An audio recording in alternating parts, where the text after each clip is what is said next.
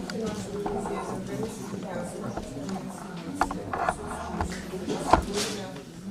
наших коллег и ветеранов. Нам очень приятно здесь видеть, и то, что мы здесь находимся, именно по приятному нашему поводу. А повод у нас даже не один, а несколько. Вот я думаю, что большинство из вас получило, ну, я имею в виду ветеранов, вот такой наш красивый альбом. Альбом Чувашского национального музея 1921-2021. По сути, это 100-летняя история нашего музея. Я не люблю слово «первый», да, потому что, как историк, я понимаю, все уже давно когда-то изобретено, когда-то было в разных форматах, в разных ситуациях, да. Но, наверное, здесь нужно признаться, это действительно первый большой такой альбом, который рассказывает об истории Чувашского национального музея, рассказывает о коллекциях и о том, чем живет и дышит музей в сегодняшний день. Ну и второй повод, наверное, сегодняшнего нашего с вами праздника – это обновленный, это уже второй выпуск, библиографический справочник сотрудников Чувашского национального музея, чему мы тоже очень рады. Говоря об этом сборнике, нужно сказать, что здесь все факты, материалы, информация о наших сотрудниках обновлялась, выверялась, исправлений тоже выносились, как обычно бывает, да, вот на вторых выпусках, поэтому это тоже у нас с вами большой праздник. А все это, как вы уже, наверное, поняли, проходит в рамках наших петровских чтений, традиционных, ежегодных. В этом году мы проводим уже 21 раз. И, по сути, в республике, наверное, это такая единственная чисто музейная площадка. Хотя зоочисто, наверное, не самая верная, поскольку здесь присутствуют наши партнеры, учреждения, организации, с которыми мы плотно сотрудничаем. Это, конечно же, и вузы, это школы педагогов мы представляем, и коллеги из других музеев. Ну и, конечно же, это библиотеки, архивы, те организации, с которыми мы вместе работаем, и без которых эта работа не может быть, наша работа не может быть сделана. Поэтому я вас всех приветствую и предлагаю начать нашу с вами работу. Сами себя приветствую.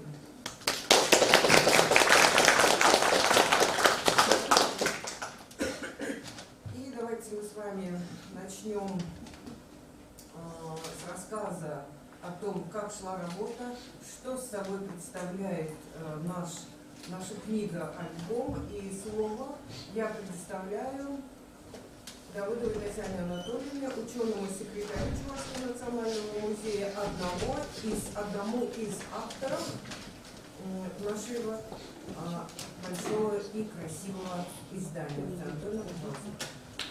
Добрый день, дорогие коллеги. Очень рада. Меня слышно? Слышно. Рада всех видеть, что достаточно много народу интересуется данным изданием и готовы его прочитать. Скажите, пожалуйста, на экране будет работать? Вот этот телевизор. Нет, нет, это это. Вообще, если говорить о издании Чувашского национального музея, о книге, альбоме, мы очень долго изначально спорили, да, эта книжка, это будет у нас научное издание или альбом. Все-таки к никакому конкретному решению не пришли. Вроде как у нас здесь представлено достаточно первые научные факты вообще об истории музея, поэтому этот вопрос еще остается открытым. И, естественно, здесь мы постарались представить по максимуму фотографий, которые мы нашли не только в фондах нашего музея, но и уже современный фотоархив. Вот так выглядит сборник нашей книги. Ирина Петровна, наверное, книжку уже показывала. Чувашский национальный музей 1921-2021. Стоит отметить, что обложку у нас использована в традиционных для нашего музея цветах. Это бордовый цвет, наш любимый цвет. Здесь мы видим первое здание нашего музея. Чувашский национальный музей в 2021 году открылся именно в этом здании. Центральный Чувашский музей на сегодняшний день – это музейно-выставочный центр, который тоже входит в состав нашего музея. И представлены фотографии некоторых экспонатов из наших музейных фондов.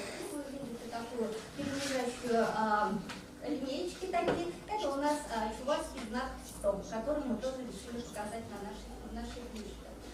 Если говорить...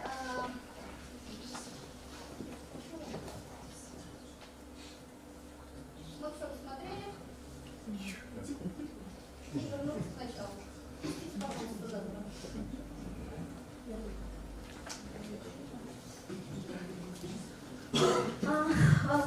В начале введения книги, естественно, у нас приветственные слова. Во-первых, это Владимира Владимировича Путина. Нам он прислал поздравительную телеграмму на 100-летие музея. Мы решили, что она должна присутствовать в этой книге. И, естественно, это приветственные слова главы нашей республики Олега Николаева и министра культуры Светланы Каликовой. Структура книги – это у нас история Чувашского национального музея, музейные коллекции, музей его филиала и музей в 21 веке, то есть 4 основные главы.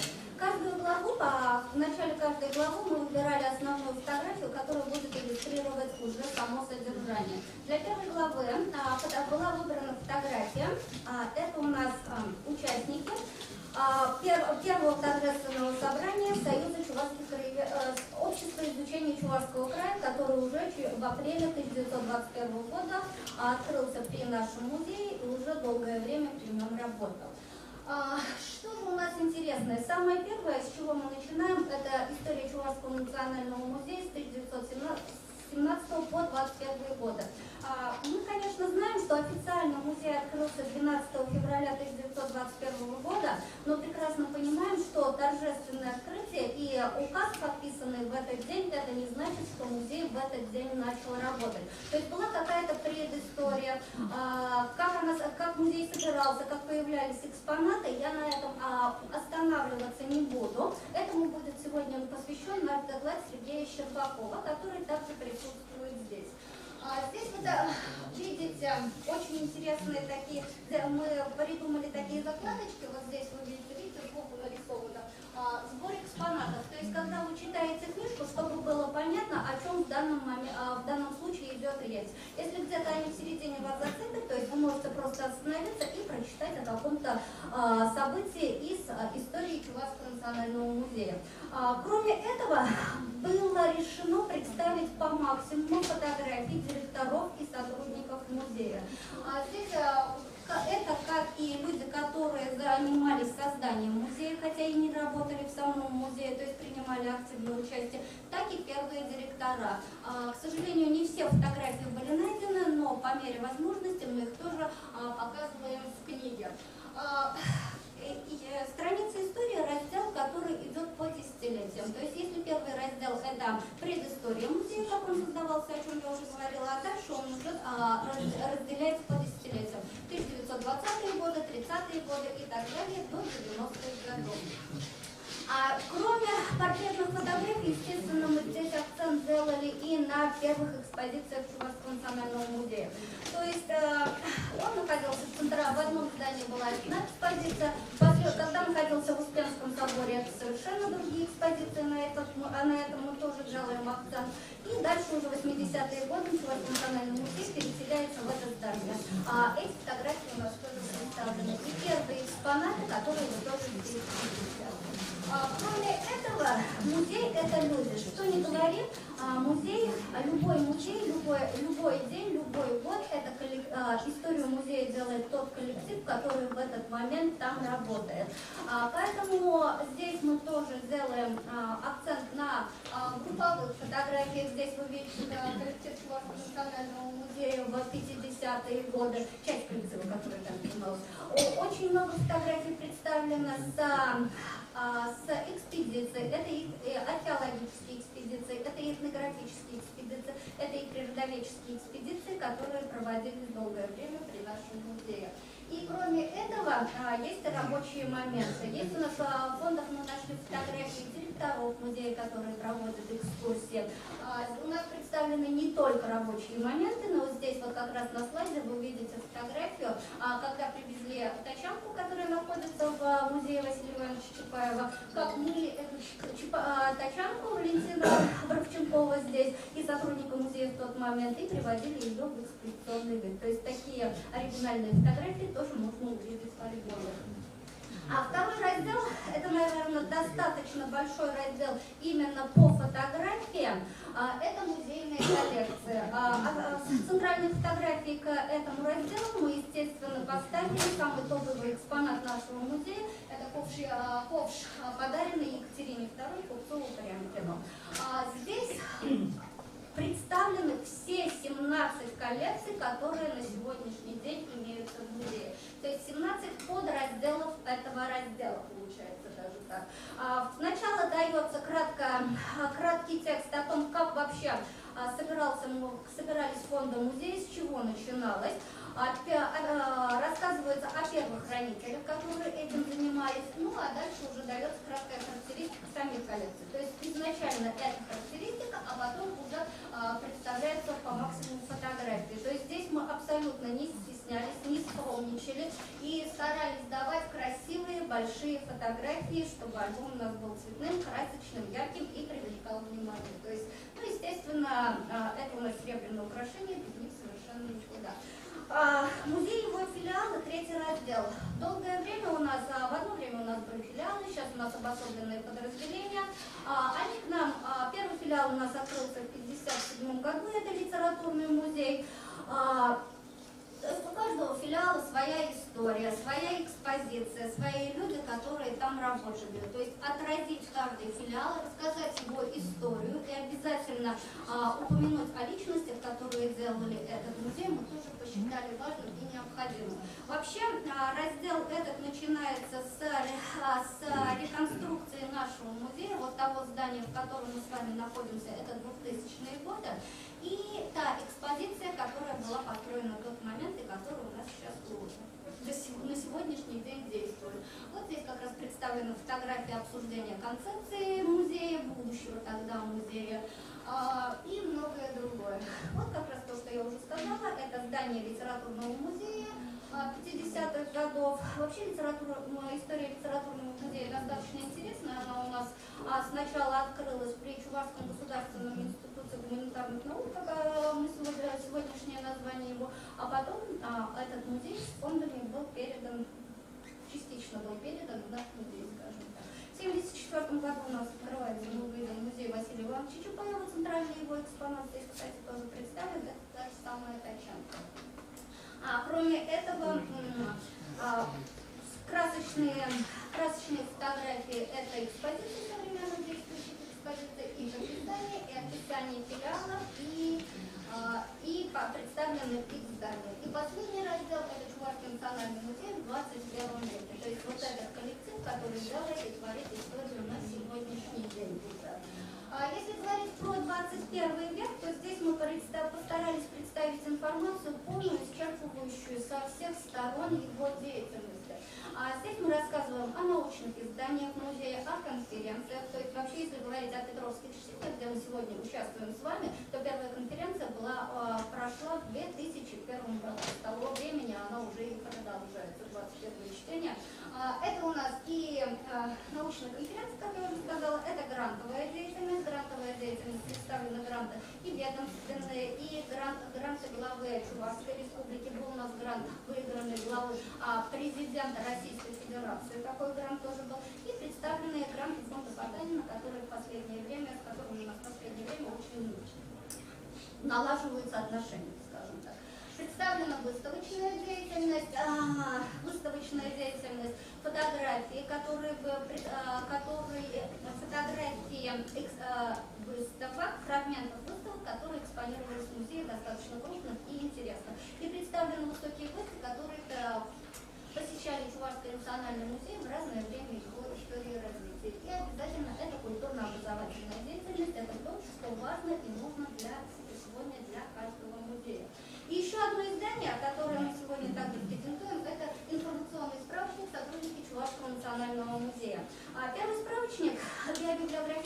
справочник был издан 10 лет тому назад. Здесь у нас была представлена информация, его авторы у нас Вера Григорьевна Шляхина и Наталья Ивановна Захарова-Кулева. Они им занимались. То есть сборник подготовлен на основе первого издания. Естественно, здесь у нас раздел это руководители музея, научный состав и список научных сотрудников, работавших в музее менее 1 года. Если говорить про структуру текста каждого сотрудника, это, естественно, место и дата рождения. Если человеку уже нет в живых, то представлена дата смерти по мере возможности и место его место, где он погиб. Образование, работа в музее, то есть в каком году он начал работать в музее, в каком отделе или в каких отделах он работал в течение периода своей работы. Основное направление деятельности, награды и публикация. То есть раздел руководителя музея мы решили представить в 2 вариантах. То есть первый это хронологический вариант, чтобы отследить с какого по какое время работал каждый директор. То есть это важно, чтобы понимать, кто за кем работал и хронологию. И второй это вариант, это как раз та структура текста, про которую я уже говорила. Далее, очень интересный раздел – это список сотрудников, которые работали у нас в музее менее года.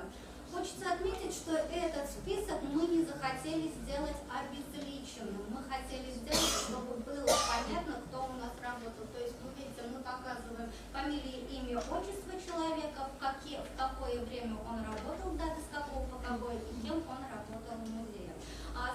Вообще вся работа и над библиографическим справочником, и над книгой была проделана.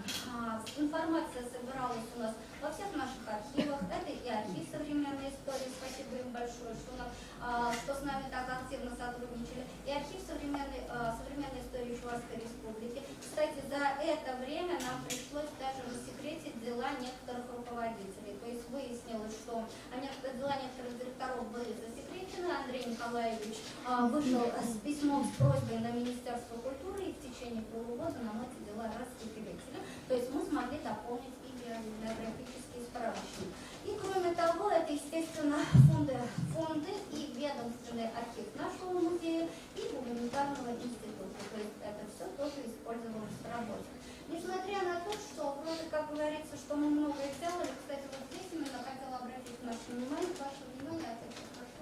у нас в музее, оказывается, в свое время работала и жена Моисея Спиридонова, Мария Спиридонова, то есть меньше года она работала помощником хранителя. То есть даже для заведующего музеем, мемориальным музеем, это оказалось новостью. То есть много таких информаций мы нашли. Кроме того, смогли выяснить фамилию и имя, отчество одного из директоров, который долгое время оставался для нас неизвестным. Но то, что мы нашли его имя, отчество, все-таки не привело к тому, что мы смогли найти о нем информацию. То есть про некоторых директоров, про некоторых сотрудников у нас только есть информация о том, что он работал в такие-то по такие-то годы. Это я к тому, что несмотря на то, что и книга издана, и есть такой очень интересный большой библиографический справочник о сотрудниках музея, очень много невыясненных вопросов, над которыми еще нужно и надо дальше работать. То есть, с одной стороны, вроде как работа закончилась, мы молодцы, это очень хорошее дело, но с другой стороны, эти издания являются только первым толчком для того, чтобы дальше глубже и подробнее изучать историю Чувашского национального музея, не только нашего музея, но и тех людей, которые долгое время работали в нашем музее. У меня все, спасибо за внимание. Подождите, пожалуйста, я хочу представить авторов нашего сборника. Татьяна, главный руководитель, наверное, все работы над альбомом, и автор информационного справочника сотрудников Андрей Николаевич Зарубин. Представьте,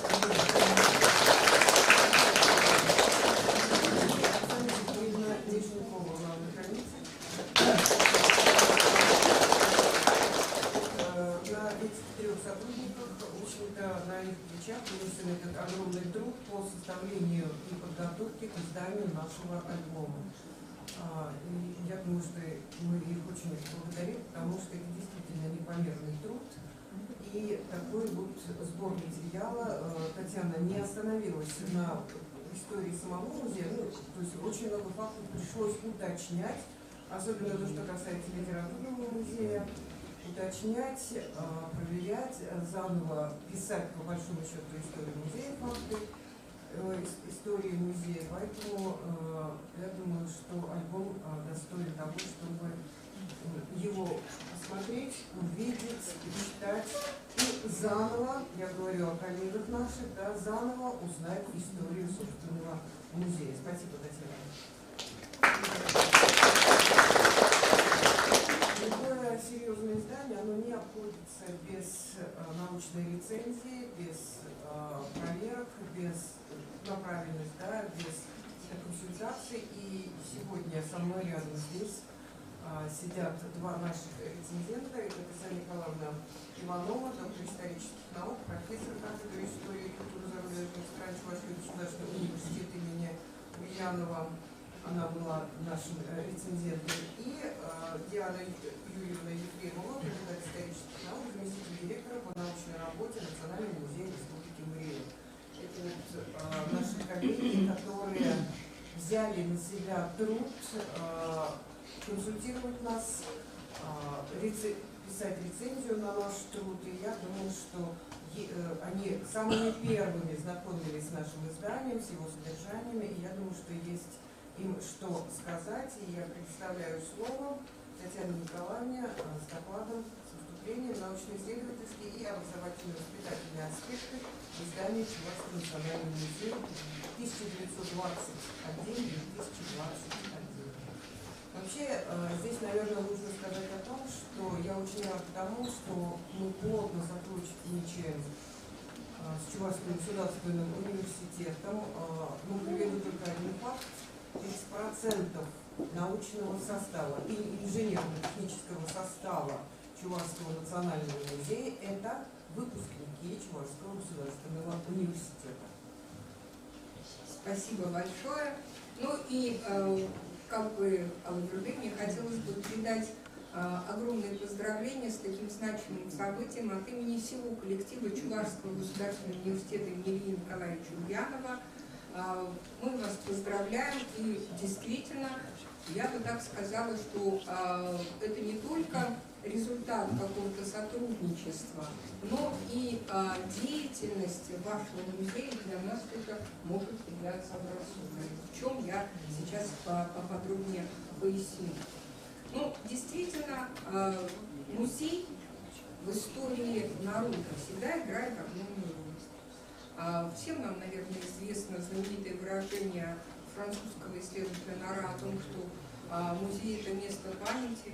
Это место, которое способствует формированию исторической памяти народа.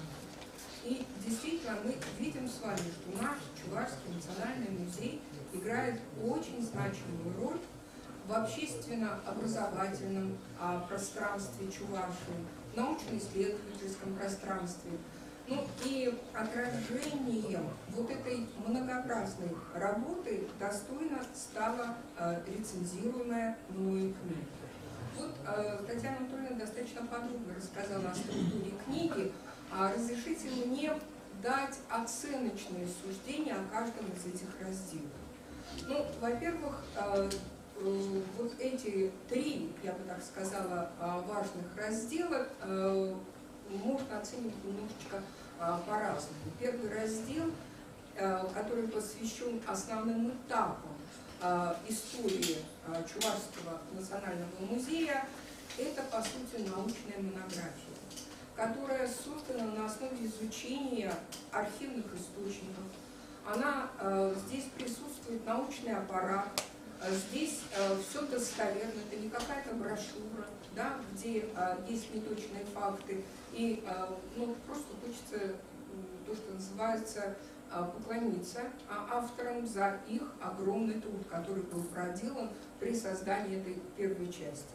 Очень интересная вторая часть, которая нас вроде как от хронологии, от такого вертикального среза уводит в горизонтальный срез, где даются характеристика основных филиалов музея. И это тоже очень важно и очень интересно. И я бы так сказала, здесь вот такая потенция к дальнейшему появлению подобных брошюр о филиалах, да, и я надеюсь, что мы поучаствуем в создании этих брошюр, например, в создании истории музея имени Чапаева. Ну и вот третья часть, она рассказывает непосредственно о важнейших функциях музея. Эти важнейшие функции, прежде всего, и просветительская функция, и воспитательная функция, и функция, я бы сказала, общественно-политическая, очень важная в современной ситуации. Ну, вот как Татьяна Анатольевна уже сказала, книга очень богато иллюстрирована. Книга действительно опирается на достоверные источники. И вот у нее есть один очень большой недостаток. Тираж 300 экземпляров для такой книги – это ничто. Это ничто. Я понимаю, что, конечно, издание дорогое, но оно мгновенно станет библиографической редкостью. И, ну, что я могу сказать? Да, это достаточно сложно. Но есть какие-то выходы, вот, если говорить об авторских правах, ну, возможность, положим, размещения данной книги в электронных ресурсах, оно может способствовать, скажем так, более широкой пропаганде того огромного вклада в изучение истории не только музея. Ведь музей здесь вписан в общую историю Чувашской республики, да? И поэтому это издание действительно вносит огромный вклад в изучение истории всего нашего региона. Вот у меня вот такое вот пожелание к вам, да? Ну, я могу сказать, я восхищена. Я восхищена, например, тем, что о своей рецензии я написала небольшое замечание, а потом выяснилось, что это замечание я уже, ну как бы это сказать, учтено, да, и я просто восхищение от этой книги. Вот когда я сказала, что Чувашскому госуниверситету есть на что равняться, я сегодня же покажу эту книгу декану историко-географического факультета. Ну, сегодня же не покажу, но, во всяком случае, проинформирую ректора Чувашского госуниверситета. Но начинать надо, наверное, с малого. Вот действительно история складывается из отдельных личностей. И когда мы не знаем тех, кто работал в музее, тех, кто работал в университете, к сожалению, к 55-летию мы обнаружили, что есть вот такие имена всем известные, о которых практически нет никаких публикаций. Вот здесь вот тоже для нас настоящий пример. Я поздравляю коллектив музея с этим огромным свершением и желаю вам дальнейших успехов. Спасибо.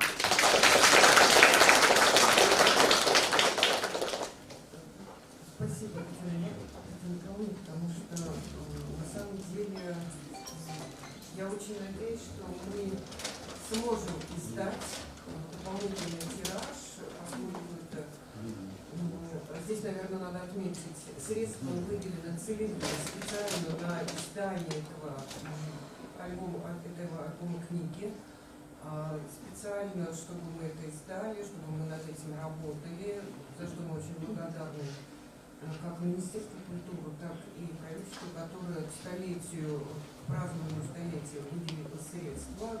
Вы помните, у нас было общее собрание большое, да, коллеги наши приезжали.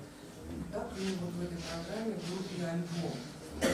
И я очень надеюсь, что мы заработаем для того, чтобы издать дополнительный тираж для этого издания. Спасибо большое за совместное творчество, за совместный труд, ну и, конечно же, Татьяна Николаевна, за сотрудников, которые после окончания университета приходят к нам и достойно работают в стенах нашего музея. Вот они здесь сидят, я думаю, что вы все познаете. И слово сейчас я представляю нашему коллеге, музейщику. Я думаю, что да, Диана Юрьевна Ефремова рассказывает свое впечатление, рецензию на наш сборник, поскольку взгляд музейщиков со стороны на издание, это для нас было тоже очень важно. Можно сразу следующий слайд, потому что, безусловно, и дальше еще следующий слайд. Поводом для создания и вашей книги, и нашей книги, конечно же, стал очень хороший повод 100-летия наших музеев. Это замечательная дата, и это, скажем так, повод для того, чтобы лишний раз обратиться к истории, подведению итогов, для того, чтобы сделать определенные выводы и идти уже с решением следующих стадий каких-то новыми мыслями и новыми возможностями, скажем так.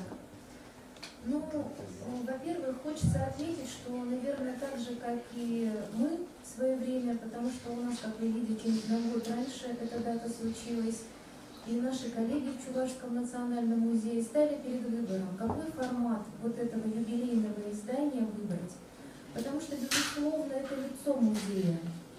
И очень сложно здесь было подойти. Мы советовались с Татьяной Анатольевной тоже же, а как же быть? Потому как, с одной стороны, хочется показать весь этот длительный и очень сложный путь становления музееведения, становления музейной науки в целом в республиках. Но и хочется показать весь тот фонд, который накоплен, и, конечно же, людей, которые приложили к этому руку. И пришли к выводу, что самый интересный с точки зрения нас, музейщиков, формат, это будет не только тексты монографические, не только монографический формат, да, сама книга, но и, безусловно, альбомы. Сложно очень создавать каталоги. Вы это прекрасно все знаете, поэтому мы немножечко тут схитрили и пошли немножечко по упрощенному пути. Сложного каталога в полном смысле этого слова мы создавать не стали, а здесь пошли по пути создания книги-альбома. Но я хочу поздравить наших чувашских коллег, потому что я очень рада, что у них получился еще больше шаг вперед, чем мы. Наша книга, я попозже немножечко покажу, как она выглядит и как мы ее структурировали. Книга наших коллег получилась более исторически насыщенной, скажем так, более детализированной. И вот то, что сказала Татьяна Николаевна сейчас, огромное внимание уделено именно людям, которые эту историю создавали. Вот этот момент, к сожалению, мы, конечно же, упустили в своем издании. И здесь я хочу наших коллег только поздравить. И они натолкнули, опять же, нас на мысль, что останавливаться не нужно, и у нас в республике есть к чему обратиться. И прям я вот с завистью смотрю на этот библиографический сборник именно людей, сотрудников. Это просто замечательно, что не упущен никто, всем уделено внимание. Это очень важно. Без разницы, сколько лет человек работал. Конечно же, самое главное, какую вклад он внес в историю музея и душу, которую вложил в создание именно истории музея. И следующий слайд. Давайте посмотрим. Ну, этот, как обычно, у вас 300 страниц, у нас 240, мы не вытянули. Но я уже отметила, по поводу чего мы тут вам, как говорится, проиграли. Знаете, эта традиция соревнования возникла еще в советское время, когда в 70-е годы был поставлен такой, скажем, заказ, что музеи должны друг с другом соревноваться. Так вот мы, оказывается, как мы уже, подводя итоги к столетию, выяснили, соревновались друг с другом. Но сейчас у нас уже больше не соревновательный момент, а больше очень дружеские, партнерские отношения. И важно то, что мы помогаем друг другу двигаться дальше, совершенствовать нашу работу. И немножечко о своем издании. Следующий слайд. Вот видите, то есть вот этот вот, то, что я уже сказала, что много разделов, и структура немножко книги, конечно, другая, но здесь уже авторское право, что называется, И немножечко об отличительных особенностях, на что же в большей степени мы обратили внимание. Следующий слайд. Мы пошли несколько иным путем. Первый раздел книги, следующий слайд, пожалуйста. Первый раздел книги у нас имеет непосредственно авторство наш сотрудник Сергей Константинович Свечников, историк, который сейчас работает в Марийском научно-исследовательском институте языка, литературы и истории. А тогда еще работал, в 2020 году работал у нас в музее, и он согласился взять на себя этот труд, практически сам написал именно, вот, не практически, а сам написал этот раздел, и по сути это как раз его монографический раздел, именно страницы истории музея. Коллектив музейщиков нашего музея в большей степени принимал участие уже в создании второго раздела. Следующий слайд, пожалуйста. И следующий слайд. Коллекция Национального музея Республики Марий-Эл.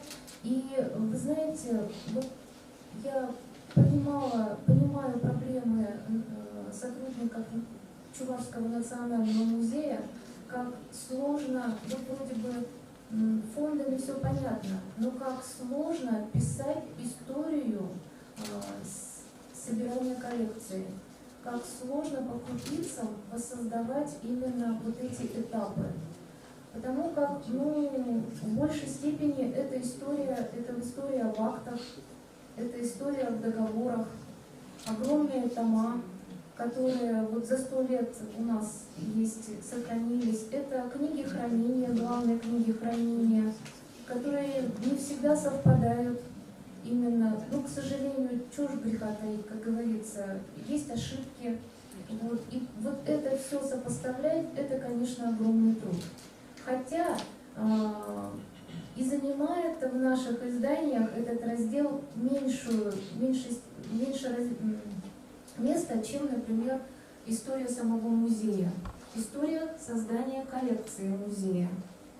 Но, тем не менее, мне кажется, и мы, и вы с этой задачей справились, и это, конечно, здорово, что на сегодняшний день мы разобрали, скажем, и сделали такую работу над ошибками, и это тоже важно для того, чтобы двигались вперед уже с учетом этих своих ошибок. Просто в заключение хочу еще раз поздравить своих коллег с такой замечательной работой, с окончанием этого сложного пути, кропотливого, многозадачного внутри одной большой задачи, скажем так, многоуровневой задачи. И, безусловно, пожелать им успехов, пожелать им не останавливаться, двигаться вперед. И я думаю, что такой большой труд, он наоборот поставил перед вами новые горизонты, раскрыл перед вами эти новые горизонты. Удачи вам. Спасибо большое.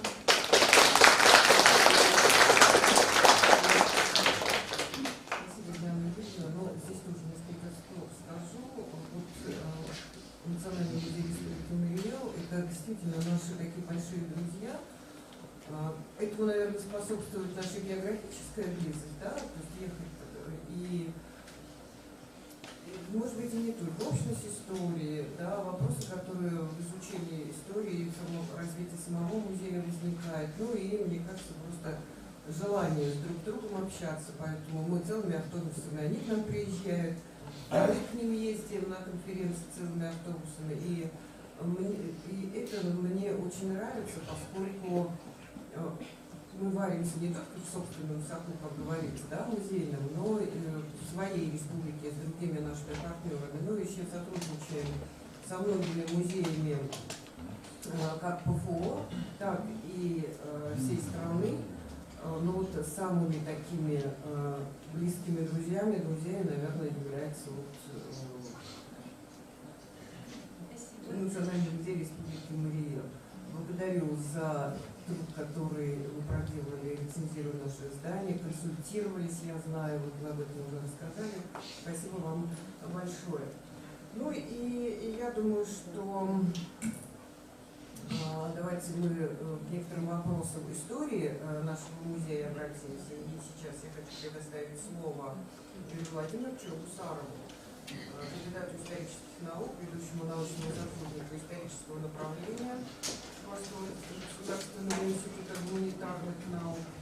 Он нам расскажет о первых музеях Чувашии.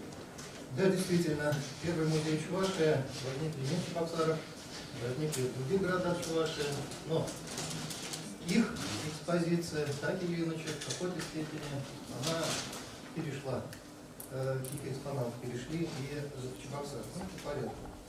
До революции централизованного органа по музейному строительству не было. И музеи открывали земства, органы народного образования, даже отдельные энтузиасты. Созданные ими музеи выполняли преимущественно образовательные функции. И вот в 1914 году, еще до революции, в Цивильске открылся первый в Чувашии музей. Он назывался Педагогический музей. Россию вообще называли родиной педагогических музеев, которые были призваны распространять европейский опыт наглядного обучения. Задачей этих музеев являлось знакомство учителей начальных, средних и специальных учебных заведений с передовым опытом учебно-воспитательной работы, новинками технических средств обучения. Первый подобный музей возник еще в нашей стране, в Петербурге, в 1864 году. А их расцветом являются 1890-е годы, когда они были организованы практически во всех губернских городах, в том числе и в городе Казани.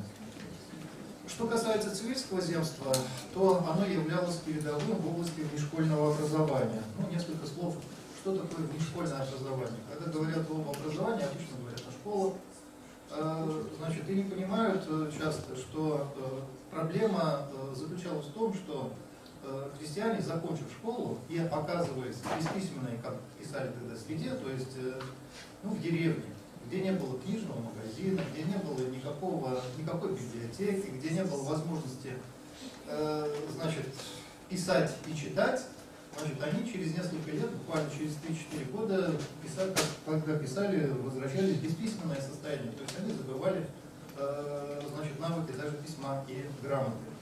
Поэтому для органов земского образования была очень важная задача организовать обучение бывших выпускников, то есть детей, взрослых людей, которые окончили школы когда-то давно и утеряли свои навыки, либо значит, не знали грамоты, но значит, их тоже нужно было этой грамоте обучать. И вот что собой представляла система внешкольного образования? Это целый комплекс заведений. Во-первых, Народный дом. Народный дом – это такое заведение, которое включало в себя аудиторию для народных чтений, где читались народные так называемые чтения, то есть популярные по-другому лекции на разные естественно-научные, общественно-политические и другие темы. Это обязательно библиотека бесплатная, которая выдавала книги, соответственно, для народного чтения, то есть более простые по своему составу. Ну и это музей. И, конечно, театр. Почему театр? Ну, потому что театральное искусство, оно не требует специального знания. То есть и неграмотный человек сопереживает тому, что происходит на сцене. То есть аудитория театра, она гораздо более широкая, чем грамотная аудитория, значит, и она тоже воспитывает, и она тоже просвещает. Ну вот, что касается Цивильского земства, то оно было передовым в области внешкольного образования в Казанской губернии. И в 1912 году оно решило открыть педагогический музей и библиотеку, включив их в план мероприятий юбилейных, связанных с 300-летием дома Романовых.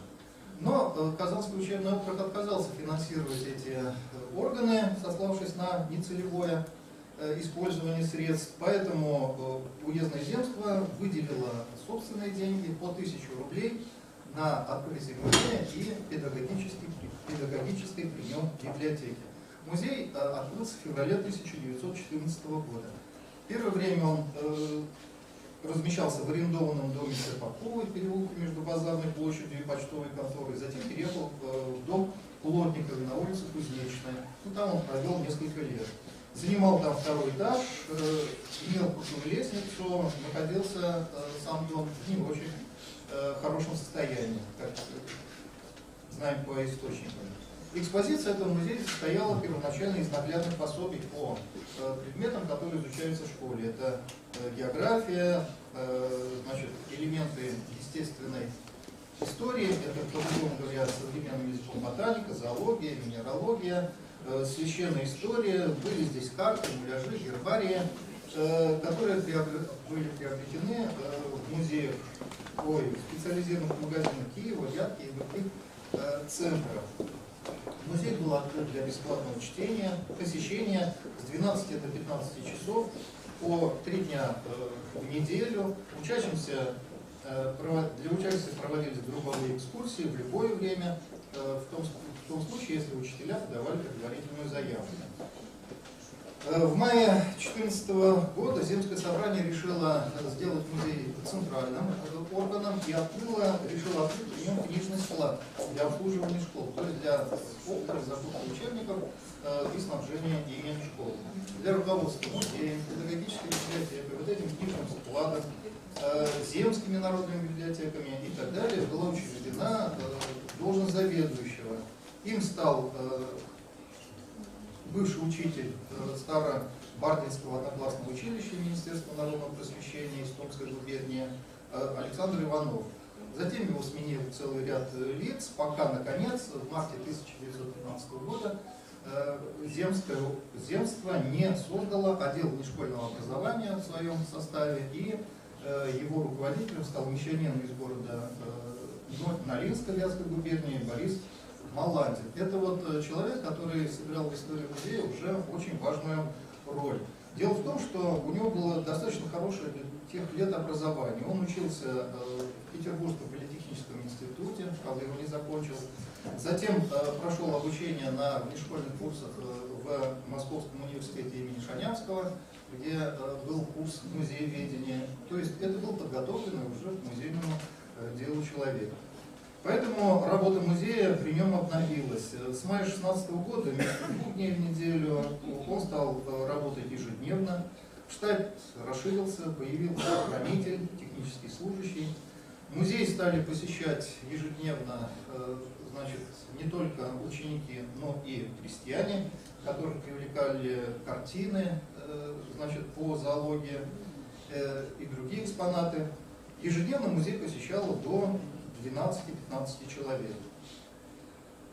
Управа решила расширить функции музея, значит, и пригласила учителей активно пополнять его экспонаты вещами, которые характеризуют природу, историю, культуру, быт местного края, а также привлекать учащихся к созданию коллекций минералов, насекомых, растений и так далее.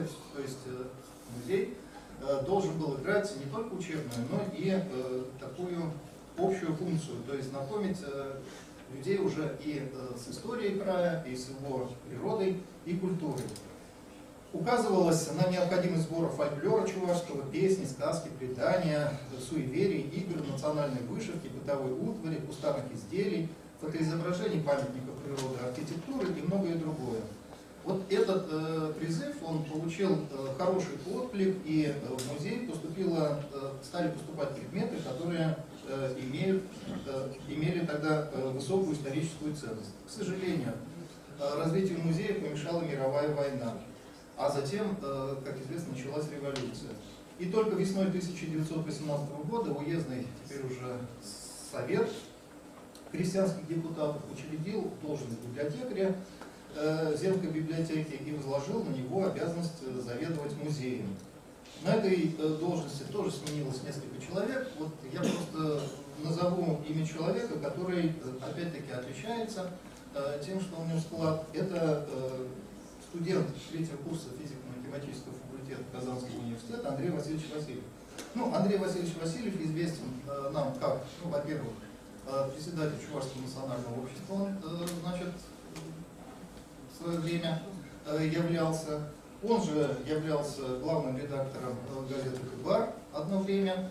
То есть это был человек достаточно известный среди, значит, современников.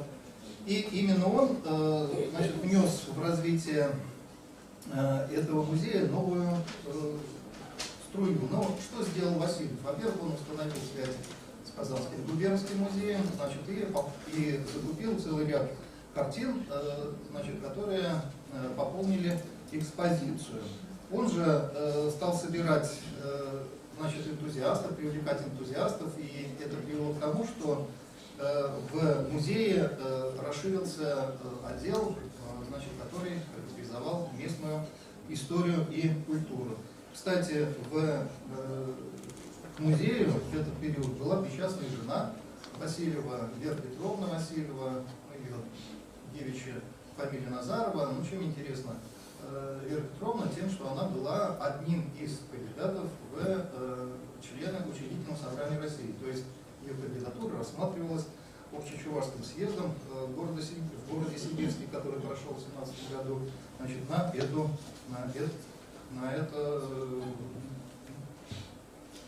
значит, это говорит о ее авторитете, значит, и участии тоже в национальном движении. Несмотря на трудности времен гражданской войны, музей продолжал развиваться, и, скажем, в 1919 году его посетило 1270 детей и 95 взрослых, то есть, ну, понятно, что это были в основном ученики. Музей имел в это время отделы биологические, географические и местного края. Так, давайте я сокращаюсь. Значит, работал он ежедневно, относился к Центральному народному дому. Я уже говорил, что Народный дом – это центральный корпус школьного образования. То есть он играл уже в этот период внешкольную функцию. После того, как в 2020 году Васильев возобновил учебу в Казанском университете, активность музея снизилась, но зато в 2021 году районным инструктором областного подотдела искусств в Советском уезде был назначен художник Федор Лаврентьев. Это тоже человек, который, значит, внес в развитие музея новую струю. Через листовки он, значит, пригласил принять участие в сборе экспонатов широкой массы, значит, уезда, назначил волосных инструкторов по музейному делу, через которых строилась вся работа по оформлению экспозиции. Значит, и в музей стали поступать вещи, ну, которые в обычное время, ну, просто как бы терялись. То есть крестьяне стали передавать разные палеонтологические экспонаты, скажем, череп пивни мамонта, череп ископаемого быка, железное копье, десяток старинных ассигнаций, медные монеты, деньги периода гражданской войны и предметы, значит, народного быта, соломки, замки, образцы чувашской вышивки и, ну, и все такое, значит, прочее. Пополнилась и картинная галерея. Но в 1921 году, почему говорю «но»? Потому что в 1921 году открылся Чебоксарский музей в Чебоксарах. А он, значит, поскольку он находился в столице, взял на себя функцию центрального музея. Значит, поэтому Цивильский музей из центрального превратился в уездный музей. Соответственно, значит, была просмотрена визитаторами экспозиция Цивильского музея. Часть предметов, которые представляли наибольшую ценность, она была взята в Чебоксаре. И музей, ну, как бы сказать, был передан в ведение целиком местных органов, которые, значит, соответственно, не имели денег. И это привело к тому, что все планы по реорганизации музея, значит, расширению штата, они оказались, к сожалению, реализованными. И в 1922 году из-за невнимания местных органов труда музея ветхое здание сгорело. Только благодаря хранителю музея Коншиной и ее отцу, значит, удалось сохранить большую часть ценных экспонатов. Значит, но музей после этого влачил уже жалкое существование. В 1928 году Всечувашский краеведческий съезд в качестве неотложной задачи поставил, значит, задачу развернуть сеть районных музеев. И в русле этой задачи в 1929 году по решению Центрального Чувашского музея в Цивильске во время ежегодной ярмарки была открыта временная выставка, привезенная из Чебоксар. планировалось организовать Семейский районный музей, расположить его в комнате местной 8-летней школы. Но финансирование, область финансировать этот музей не стала, значит, он был передан опять-таки на районный бюджет. Вот это привело к тому, что музей существовал, но, как бы сказать, он уже имел чистое такое учебное значение. Он числился в качестве действующих музеев до 1933 года, а потом, значит, сведения о нем прекратились. Ну, скорее всего, он без финансирования просто прекратил существование. Ну и несколько слов о музее в городе Ядрин. Город Ядрин до революции тоже был достаточно передовым в области внешкольного образования, поскольку здесь, благодаря деятельности меценатов, значит, Талантцевых, существовало Ядринское реальное училище, значит, где работали передовые педагоги, значит, до революции. Вот одним из таких педагогов был Андрей Васильевич Морозов. В будущем в советское время он стал доктором наук биологических, ихтиологом, работал в ряде университетов России. Так вот, в 1919 году Морозова назначили инструктором отдела народного образования. И он, значит, поскольку был человек развитый, значит, решил, что необходимо в Ядрине также иметь музей наглядных пособий. И вот он проделал всю работу по формированию экспозиции будущего музея.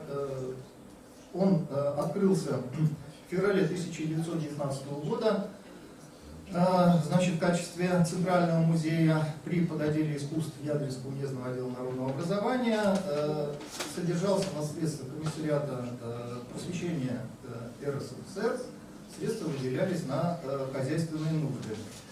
Сам Морозов, как бы сказать, не руководил музеем, он курировал его деятельность, а вот руководителем музея была его жена.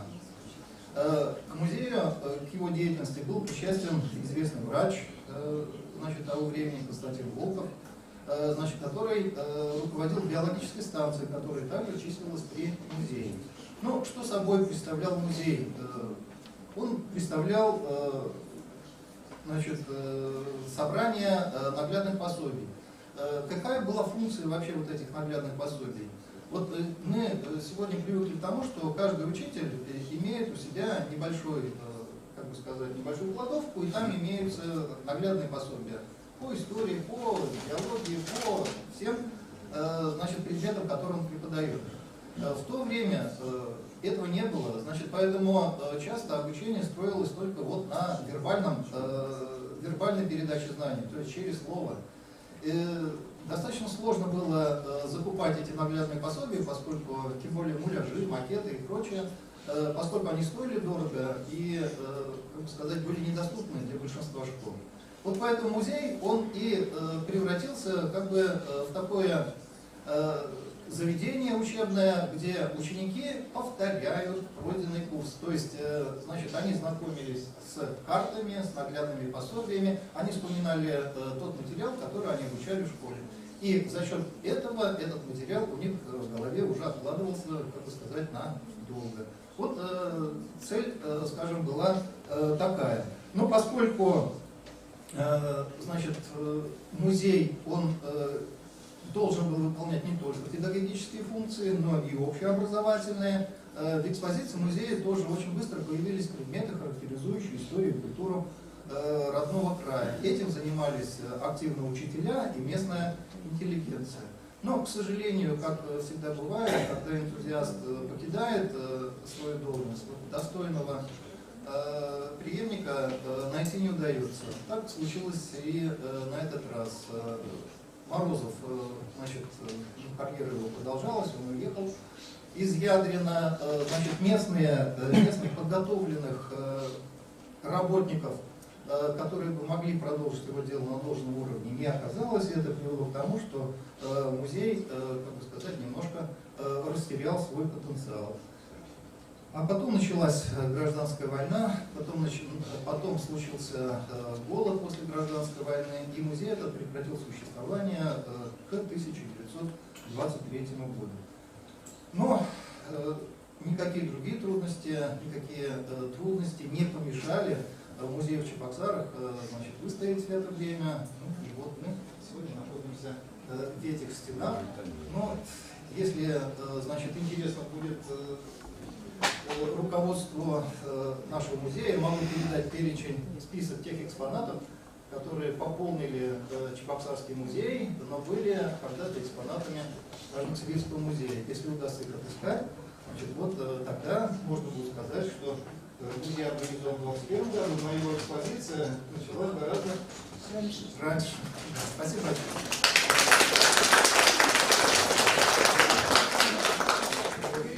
Спасибо огромное за вот такие очень интересные факты. Мне кажется, для даже наших ветеранов вот ваше выступление стало откровением. И нам бы очень хотелось заиметь статью в нашем сборнике, вот в этом, который у нас выпускается ежегодно по итогам впечатлений, по итогам научной работы сотрудников музея. И вы считаете, что мы вас очень просим, чтобы вот та информация, те факты, которые вы сегодня привели в своем выступлении, в виде статьи оказались здесь. Наше издание является ринцевским, поэтому я думаю, что нам очень надо, не буду говорить, нам очень надо, вот, чтобы та информация, которая у вас есть, она была опубликована в нашем сборнике. Очень ждем. Вообще нужно сказать, что гуманитарный институт наш тоже еще один наш партнер, наверное, вот, я не знаю, правильно это ли слово, действительно, наши сотрудники в архивах работают, мы очень часто обращаемся за документами при создании наших выставок, сотрудники гуманитарного тоже обращаются к нашим коллекциям при работе над своими темами, поэтому меня тоже очень радует, что гуманитарный институт, более точно, наверное, в названии надо сказать, Чувашский государственный институт гуманитарных наук, с нами, и мы с ними сотрудничаем, вот это вот сотрудничество дает вот такие вот очень интересные плоды. Очень ждем статью. Спасибо большое. И, конечно же, о том, как шло становление музея непосредственно Чувашского центрального, да, и как это все происходило, как формировалась вот историческая часть, которая происходила в 1917-1921 годах, нам расскажет Щербаков Сергей Владимирович, который сыграл, в общем-то, очень важную роль в первой подготовке первой части информации. Проходите, пожалуйста. Кандидат исторических наук, преподаватель культуры Чувашского государственного института культуры и искусств, Щербаков Сергей Владимирович, пожалуйста. Спасибо. Я сначала скажу научные вещи, субъективные, которые будут в научной части. Помимо музея в Чувашии, мне удалось посетить музеи в Грозном-Нальчике, в Москве, в Санкт-Петербурге и Стокгольме. Честно говоря, вот это субъективное отношение, я, честно, музей не люблю. Ощущение, как по кладбищу. Ты немножко такой засух, ты немножко себя неуютно ощущаешь. Да?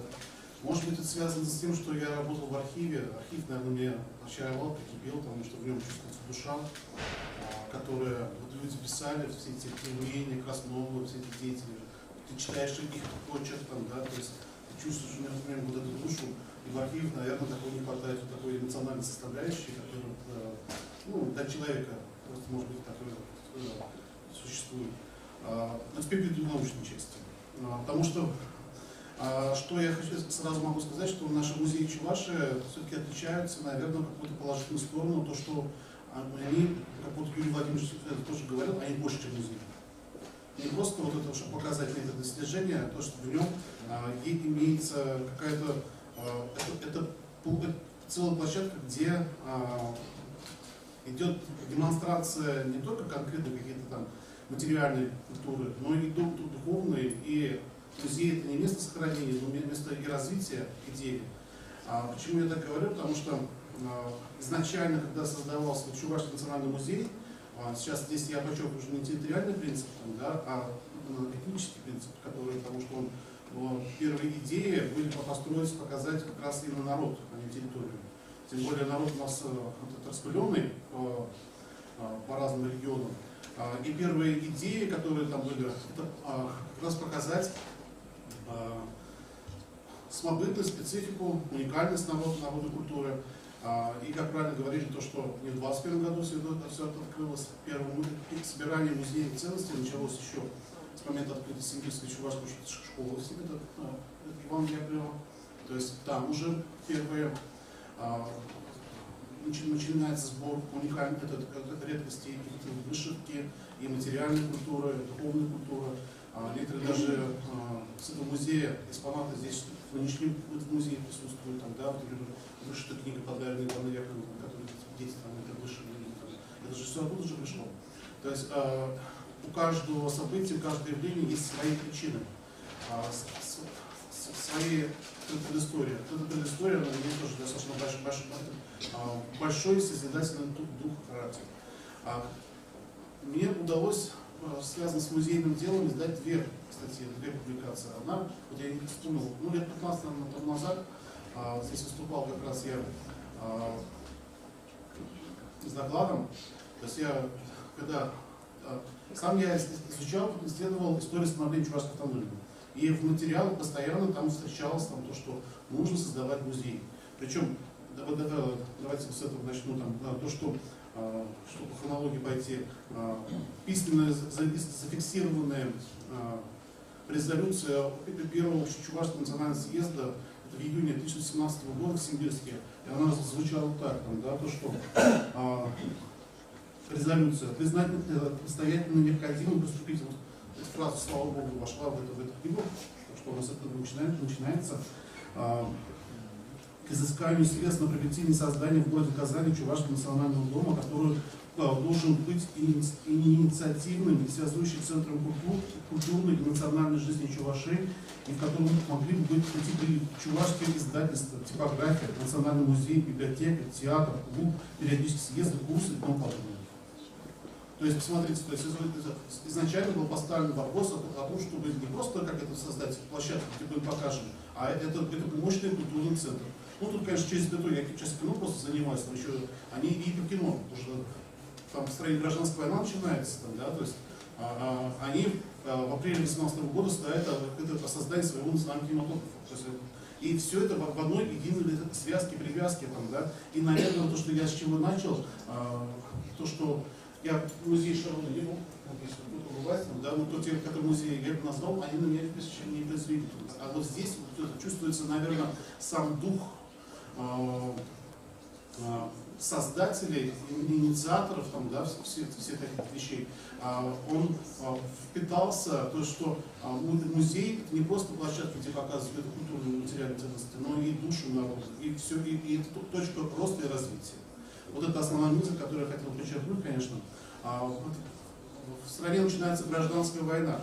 В июне 1918 года первый мой доклад был, статья про музей. Это было посвящено как раз решению Общечувашского рабоче-крестьянского съезда, которое в Казани в июне 1918 года. И они там тоже музейное дело, одно из первых очередных, то есть не могу проводить сравнительный анализ по стране, потому что не обладаю пока такими данными, но мне, честно говоря, в стране начинается гражданская война, а они занимаются кино, театром, музеем, то есть вот такая вот интересная специфика. Дальше следующая моя статья была посвящена, связана с музеем, это на архивной конференции, я тоже не помню, это было связано с образованием Чувашского архива. В 23 году он был создан, и я сразу в начале статьи поставил вопрос, почему так поздно? Чувашская автономия была образована в 2020 году, и все другие автономии, это Мария, это Удмуртия, Татарстан, соответственно, у них там в 2020 году они образовались, так они сразу архивные учреждения были, просто кто не знает, я 7 лет работал в архиве историческом, просто чтобы я говорю про архив. Я работаю, то есть оттуда. То есть они в 2020 году уже не были созданы архивное управление, а у нас только в 2023 году. Что случилось, почему тянулось? И разбирая документы, как раз то есть перевожу, потому что не хотели дробить, они хотели создать единый опять центр, чтобы музей, только это была связка, 4 элемента, это музей, архив, библиотека и научный центр. Просто они, потому что работают по территориальному принципу, там, да, то чтобы стал он единым центром, таким научным, то есть, чтобы показывать и хранить, и библиотека там тоже, то есть, эта статья есть, там, по-моему, даже это перепубликовали, Петровские чтения, там тоже, и все это архивные документы очень хорошо подтверждается. А то, что в 2023 году фактически разделили архивы и музеи, это фактически насильственно, там, да, то есть это. И очень замечательно то, что сейчас у нас вот наш нынешний национальный музей продолжает вот эти духовные наследия, то, что мы все-таки музейщики, архивисты, библиотекари, я вот вижу тут здесь, да, ученые, там, все вместе работаем. То есть хоть мы формально, что называется, разделены, киношники, вон, что ваше кино, я вижу, там, да, театр, пока еще не знаю. Мы работаем в одной связке, и это замечательно. Если какие вопросы есть, Спасибо.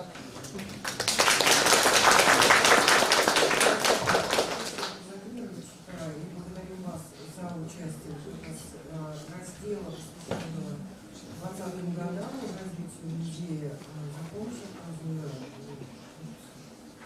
и очень рада нашему сотрудничеству. Коллеги, мы с вами идем очень хорошо по времени, соблюдаем.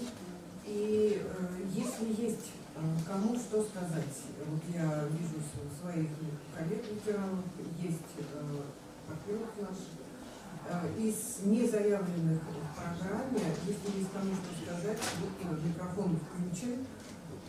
Пожалуйста, кто хочет? Да. Историко-географический факультет. Да. Добрый день, друзья. Я представлюсь.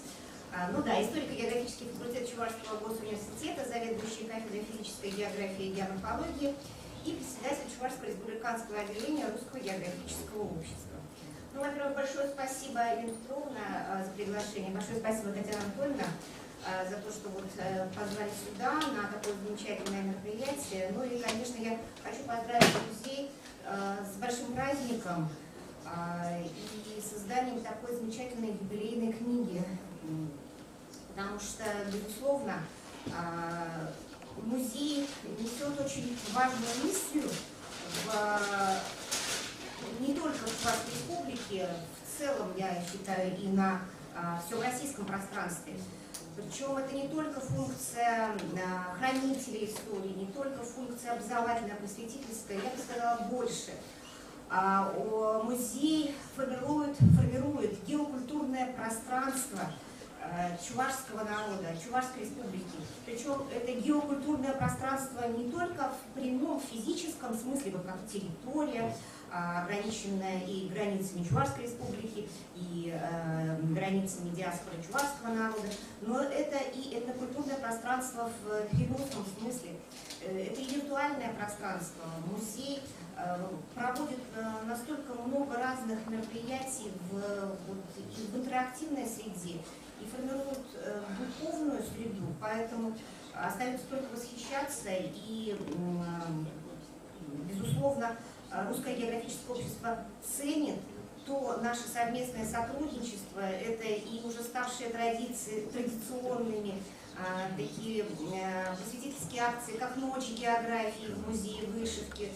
Вот уже 2 года подряд мы проводим, когда сотни горожан, проходящие в теплые июньские вечера и ночи, заглядывают в музей вышивки, посмотреть, а что же здесь такое. И, безусловно, это то, что музей является площадкой проведения международной акции «Географический диктант». Ваши коллеги, постоянные сотрудники, постоянные участники арчиковских чтений, вы организовываете и ежегодные конференции по итогам естественно-научных исследований. Вот остается только пожелать вам дальнейших успехов, не останавливаться на достигнутом, и всех-всех с большим праздником. Спасибо. Спасибо вам большое. Леонид Николаевич хочет взять слово. Мы очень рады, что сотрудничаем с специалистом. Я представляю здесь Ассоциацию специалистов России и Союз дизайнеров России. Но долгие годы работы в художественном музее, возможно, не все знают. И просто большая зависть по поводу издания этого золотого слитка.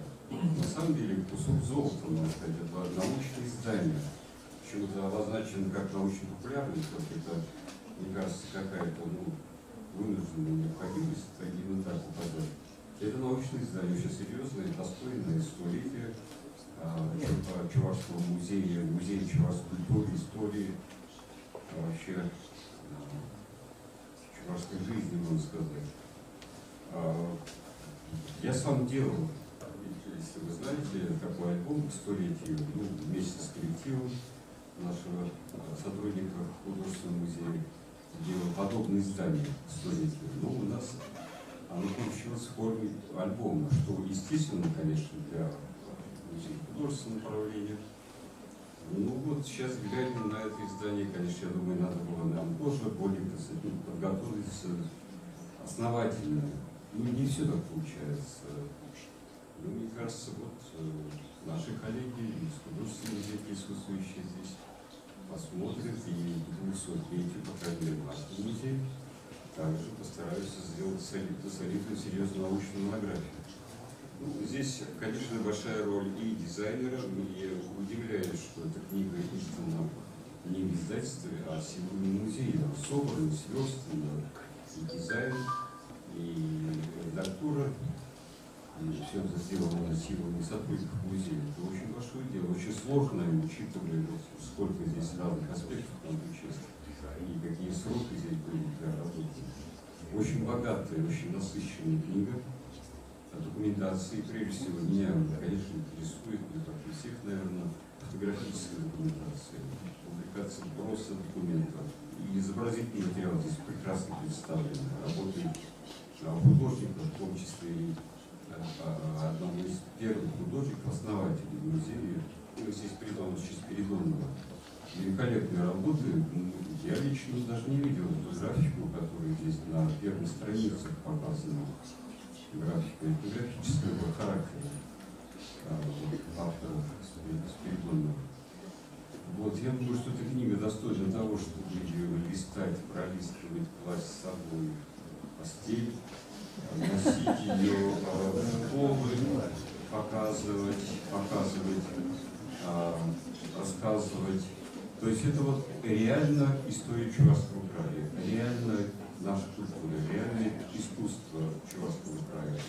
Ну и, конечно, надо отметить, что судьба Центрального Чувашского музея, а со временем Краеведческого музея, она тесно связана с историей Чувашского государственного художественного музея, бывшей галереи. Это, конечно, нужно отметить, оба музея связаны. Я думаю, что мои коллеги, наши коллеги поздравят еще раз сегодня вас, уважаемые представители, руководство, сотрудники, авторы этого чудесного издания. Ну, 3 имени, которые указаны здесь в качестве авторов, я думаю, это еще не все, тут же очень большая работа. Да, там есть список тех, кто принимал участие. Пошло дело, великое дело. Начав с небольших изданий на пружинных петельках, вы пришли вот к такому изданию. Это большое дело, это вообще, это просто слов я не знаю. Спасибо вам.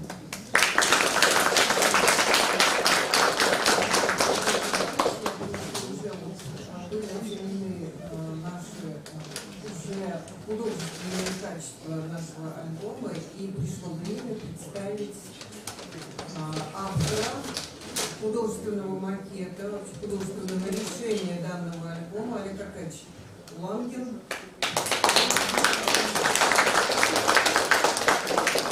Это начальник отдела дизайна, и на него, конечно, легла очень большая работа по верстке нашего альбома, по подготовке художественной подготовке, поэтому здесь действительно была тоже проделана большая работа. На самом деле Геннадий Николаевич прав в том, что 3 автора – это, да, основные, ответственные составители, авторы разделов, наши коллеги, которые взяли на себя научную часть и понесли. Вот. И к этому нужно, конечно, добавить и остальных коллег, которые принимали участие в издании данного альбома. Я думаю, что нам было очень важно сейчас услышать мнение наших коллег-ветеранов музейного дела, коллег, которые долгое время проработали в музее. Есть, уважаемые наши коллеги, ветераны, кто хочет сказать? Татьяна Олеговна.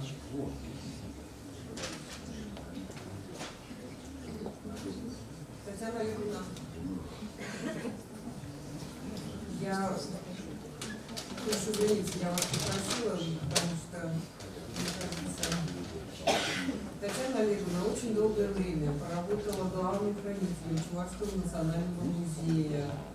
Вот как раз самые тяжелые времена, в 90-е годы, это вот на хранение все, сбережение, сохранность экспонатов вынесено на ее плечах. Здравствуйте. Очень приятно быть сегодня среди коллег, опять в стенах дорогого, любимого музея. И я очень рада, что меня сегодня, и не только меня, но нас, ветеранов, пригласили. Спасибо большое руководству за внимание. Очень рада, что сегодня мы празднуем такое событие, как издание вот такого альбома, отражающего столетие нашего родного Чувашского национального музея. Из этих 100 лет, вот я, например, проработала неполные 40 лет, отдала музею. И, конечно, еще вчера вечером вспоминала, что пришлось пережить. То есть начинала работать в Веденском соборе, в пристрое, где было очень холодно, где хранились коллекции. И потом, когда нам дали здание в дворе музея, перевозили коллекции. Потом, когда начиналось строительство, реконструкция этого здания, сотрудники находились в помещении музейно-выставочного центра бывшего музея Ленина. И когда здесь был котлован огромный, и нам запрещалось, работал кран огромный, и я вот вспоминала, как мы ходили с сотрудниками отдела фондов по кромке медучилища, узенькой кромкой, и несли экспонаты в хранение. И только тогда, когда кран не работал, быстрее назад, потому что за это наказывали начальство, ну, наше руководство музея. Потом построили это здание, шикарное, хорошее здание. Помню, как мы строили экспозиции, подбирали экспонаты. Ну, конечно, много чего можно вспомнить. И строительство филиалов, и тоже подбор экспонатов, и участие в экспедициях. В общем, знаете, так мне было приятно вспоминать мою работу в музее, потому что музей я очень люблю. И думаю, не только я, а все те, кто вот сегодня пришел из ветеранов, мы все любим до настоящего времени, продолжаем любить наш музей и всегда с теплом вспоминаем нашу работу. Вот, и что хочется еще сказать? Хочется пожелать молодым нашим коллегам, которые теперь дальше несут это время работы в музее, ведут огромную работу, просветительскую, собирательскую. Хочу пожелать всем молодым моим коллегам, во-первых, здоровья, чтобы на все хватило здоровья, потом удачи, успехов, больших успехов. Вы знаете, постоянно наблюдаю за работой нашего музея, филиалов, все время смотрю в интернете. Очень была рада и восхищена тем, что наш музей создал вышитую карту. Это вообще такое чудо, такой великий труд был создан. И такой резонанс по всей России имела вышитая карта, которую сделали вышивальщицы. Огромное спасибо вот за это. Вы руководили. Надежда Аркадьевна представляла эту карту в Санкт-Петербурге. Я когда читала, какие гости, каким она гостям проводила экскурсии, и сколько экскурсий в день, это такой великий труд. И я вот радуюсь за успехи музея, потому что все время наблюдаю, слежу, радуюсь и очень восхищаюсь работой молодых сотрудников. И не только молодых, молодые еще, может быть, только еще учатся, но тех, кто пришел нам на смену. Наблюдаю также за работой наших музеев республики. Радуюсь, когда у них какие-то есть успехи. Ну, в общем, от имени всех ветеранов музейного дела, которые здесь сегодня присутствуют, поздравляю вас. И руководство музея поздравляю, и весь коллектив музея, всех краеведов, всех ученых, которые неравнодушны к истории Чувашского края. С большим праздником созданием вот этого альбома. Спасибо большое.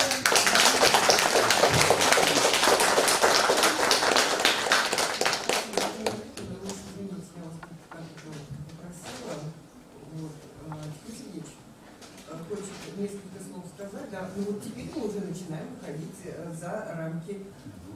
Пожалуйста, да. Тоже наш друг. Часто мы видим вас выступающим участником наших конференций, поэтому у вас тоже есть, наверное, что вам сказать. Добрый день, уважаемые участники праздника. Музей связан еще с тем, что музей готовит кадры. Когда я работал в университете, забрал историю, наши будущие учителя учились в музейную практику. И с таким благодарностью они относились к нам таким вниманием. Я сейчас же по прошедших лет уже благодарность. Дальше музейное дело развивается в связи с тем, что у нас сегодня, в этом году, год земляков. Недавно мы были участниками открытия музея, музей гения называется. Очень помните, радуетесь, да? Геннадий Николаевич Волкова, очень большой музей. Ну, дальше уже в связи с тем, что это ходом 20 год, пополняется музей у нас и в Шошелах, и в Крылово, скажем, там, Киринский музей, в Удесах и так далее.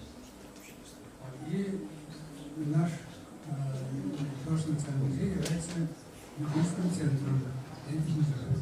На этой помощи тоже вам больших дальнейших успехов желаю. За изданный труд большое вам спасибо. Вот я сам издавал в прошлом году книгу про мой библиотеку с 50-летием Национальной библиотеки Чувашской республики. А этот раз именно в прошлом году началось украинский музей строить столицу. Вот, и я представляю этот труд, что, как сказать, хотя книга называется там 28 фамилия только, но весь коллектив библиотеки участвовал. И я чувствую, что есть написано три автора, на самом деле труд большого коллектива здесь представлен. Всего вам доброго. Спасибо большое, Тимур Сергеевич. Давайте мы с вами сейчас уже сделаем, наверное, небольшой перерыв, и я буду дальнейшей работы научно-практической конференции 21-22 чтения. 4 секции музея и музейные коллекции будут проходить в выставочном зале на 3-м этаже. Заодно можно будет увидеть и посмотреть вышитую карту России. Но вообще ознакомиться с ними можно сейчас и в перерыве. Модератор Андрей Николаевич Зарубин, вы его сегодня видели. Андрей Николаевич, представьте, пожалуйста, для тех, кто руководитель секции вот этой секции. Спасибо. Следующая секция «История и краеведение». Модератор Людмила Олеговна Жестянкина здесь.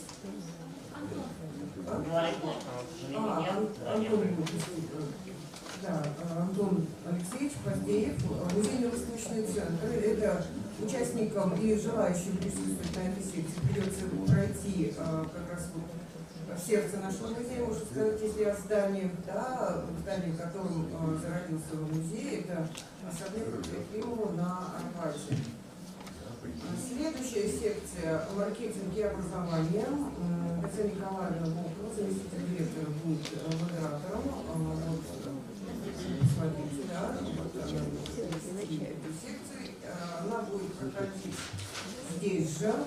Участники данной секции остаются здесь. И секция «Этнография и литературоведение».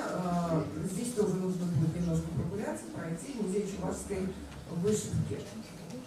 Участники все, наверное, знают где. В связи с тем, что мы немножко вышли по времени на 10 минут, чуть позже выходим на перерыв, я думаю, что мы с вами тоже перенесем на 10 минут начало наших работ, чтобы мы с вами успели попить чаю, дойти до места, где проходит ваша секция, поэтому все 4 секции начнут свою работу не в 12:00, а в 12:10, чтобы у нас с вами было время.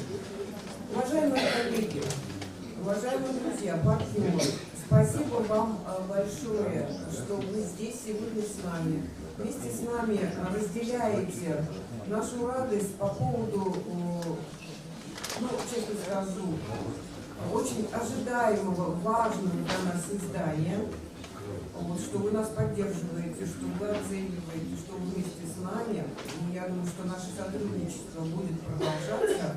А ветеранов наших хочу заверить, я думаю, что вы видите, что мы достойно продолжаем ваше дело. Коллектив у нас сейчас омолодился, очень много молодых сотрудников, много тех, кто перенимал у вас опыт, эти коллеги тоже здесь работают. Я думаю, что мы достойно несем то, что было вами заложено в развитии нашего музея. И вот те какие-то основные ценности, которые должны быть в музее, мы несем достойно. Спасибо всем большое. Сейчас приглашаю вас всех на 3-й этаж. Отдохнуть немножко.